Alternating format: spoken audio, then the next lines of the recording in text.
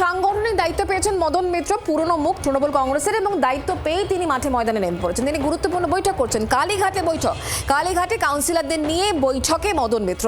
শহর থেকে এবার শহরতলিতেও নজর দিচ্ছে তৃণমূল কংগ্রেস। দমদম লোকসভার ৮ পৌরসভার কাউন্সিলরদের নিয়ে এই বৈঠক। শনিবার দমদম সাংগঠনিক জেলার দায়িত্ব পেয়েছেন মদন মিত্র এবং তারপরেই কিন্তু গুরুত্বপূর্ণ এই বৈঠক, যে ক্ষেত্রে দিকে দিকে দেখা যাচ্ছে যে বিভিন্ন পৌরসভা, সেখানে কাউন্সিলরদের গণ ইস্তফা চলছে, পুরো চেয়ারম্যানরা তারা তাদের পদ ছেড়ে দিচ্ছেন। সেই জায়গা থেকে তৃণমূল কংগ্রেস বিভিন্ন জায়গায় তাদের নিজের গড় ধরে রাখতে মরিয়া, আর তাতেই ভরসা মদন মিত্রকে। কি বিষয় নিয়ে বৈঠকটা হবে? এগুলো তো বৈঠক হওয়ার পর বলতে পারবো, আগে কি করে বলবো? যখন বৈঠকটা ডেকেছেন তো কি কারণে? দেখুন, বৈঠকে যিনি বলবেন মমতা বন্দ্যোপাধ্যায় থাকবেন, অভিষেক বন্দ্যোপাধ্যায় থাকবেন, তারা যেভাবে নির্দেশ দেবেন সেই মতোই আলোচনা হবে।